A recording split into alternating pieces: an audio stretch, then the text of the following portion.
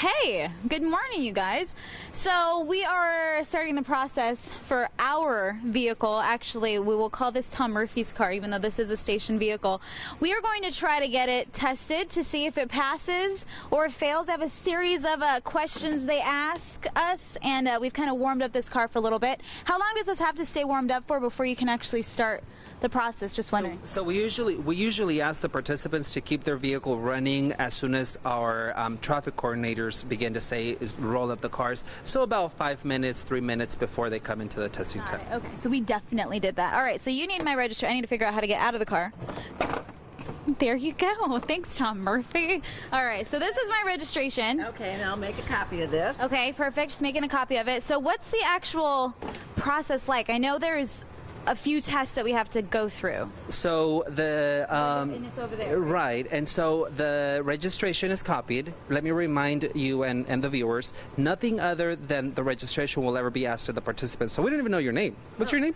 And so nobody ever will ask the participant any other information, driver's license, insurance, none of that, other than the registration. Even if it's expired, we will. Does it matter? It does not matter. Okay. We will still process the vehicle, and then once the registration is copied, then here's Mary, and we'll ask a few questions. But what are our really awesome questions that we're being asked today? Well, first of all, I ask if this is your current address. Okay. And so that we can make sure that it's in the county that the San Joaquin Valley Air Pollution Control District's county. One of the 8 counties. Okay. And so how long you have owned your vehicle? How did you hear about the event? So just a lot of basic stuff. Exactly. Okay, so it's pretty easy, right? Right. I would say so. Right. So let's get to the fun part. That's where you come in. So what's on this and what do I have to do in there? Once you get the paperwork, I'm going to get a copy of that paperwork. Okay. And we're going to insert the probe into the tailpipe and ask you to increase the RPMs to 2,500 RPMs. Do you want me to do that right now? Well, when we get to that point, that's what we're going to do. We're going to watch a gas sample on these 2 parts of the screen, although all the screen is going to light up here. Okay. And we're going to watch for a series of numbers. And when they start to stabilize, then I'll instruct the individual to lower the RPMs to idle. And we're going to watch to see them drop again. And when they stabilize again, then we'll instruct the individual to pull the probe from the pipe and then look at the series of state standards here. And if they drop to a certain point or if they fail at that point, then we're going to circle this over here, either pass or fail, and then give the paperwork back to the individual at the window, and then they're going to move on to another area. So whether they're going to either get a voucher or not based on these numbers right here. This seems pretty easy, very simple, pretty fast. So I want to say about 2 minutes by the time you pull in and then head out of here? By the time you pull into the tent and go through the whole process. Got it. All right, so these guys are like the traveling emissions team, I would say. So they kind of have a family vibe. So you have a good time here while you're visiting them as well. So this is happening tomorrow. Stay tuned. We're going to go through the whole process in a little bit. Right now, Erin, back to you. Good job, Kalina. And she's learning some new things I'm learning. about smog and emissions. Good morning, Erin. So we brought our car. This is one of the station vehicles. I keep on saying Tom Murphy is the one that drives it. I just want everyone to know that is true because the inside looks a little sketchy.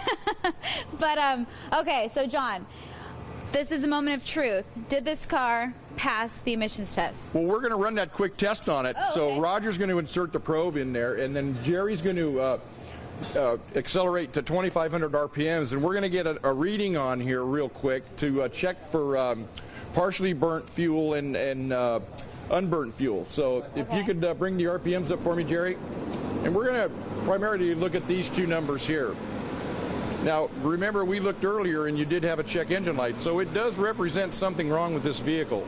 Okay. And that could be a problem with this particular one. So how fast does he have to get that up in order to register? As long as he brings it up fairly quickly. What we're looking for is the numbers to stabilize before I tell him that I've looked at it long enough. And then as long as they don't change, then that's what I'm going to do. Now, that's long enough for me to get a number. Okay, Jerry? Thank you. Now he's going to let it idle, and I'm going to take these numbers again. But as you notice, these two numbers are really low, which means even though the check engine light is on, the numbers aren't representing it as being a problem, which for us says that it does still have a problem. Huh. Check engine light is on. What the problem is. Numbers are represented as being low. Without having a scanner to pull the codes, it's kind of hard to say what possibly could be wrong. But we're gonna take that note to self to probably get this car checked. Okay, so it seems pretty fast, seems pretty easy. Now I have a personal question for all of you. I feel like with 500 and something cars coming through here, you guys must be car people. So is there a favorite that you get excited for? Or can you tell me what kind of cars come through here? Myself, usually the older vehicles that that started in the program that are still part of it from the 76s on up. So I would say probably in the early 80s Camaros and Mustangs and what have you, and the ones that come on trailers. I like that. Yeah, those are usually my favorites. Got a Camaro guy here. All right, so we ran out of time again, but luckily we have another segment, so stay tuned because we want to get into your options if for some reason you do qualify for a voucher, but your car might actually just cost a little over that to repair entirely. So you might want to stay tuned so you can see what your options would be for that as well. Right now, back to you guys. Good morning. So it's tomorrow. We just had a couple people kind of come in thinking it was today because we do have some cars lined up just for the visual. So I just want to remind everyone it's happening tomorrow. You can start lining up at 6:30, and then it actually starts at 9, right? Okay. So free emissions testing, that's what we're doing, and we're getting all of those cars that will cause pollution off of the streets. Well, as many as we can, because we have 500, right? Or a little over 500 that we can take? True, we have the limit extended to 550 vehicles, so all the vehicles will be lined up right behind us. We'll stage 550 vehicles tomorrow. As soon as they get here, doors do open at 6:30 in the morning. They'll get a blue number at the entrance of the gate, so everything is in sequence. We want to keep everything in an orderly fashion. They'll get a number. We'll go from 1 to number 550, and we do have 550 vouchers printed. So if all the vehicles tomorrow were to fail the emissions test, which the car you brought in did not fail, but those vehicles that will fail tomorrow will get the $500 voucher for repairs. We have 8 smog shop representatives coming tomorrow from different areas of Kern County to make it convenient for all of the people that are coming from different areas of the county.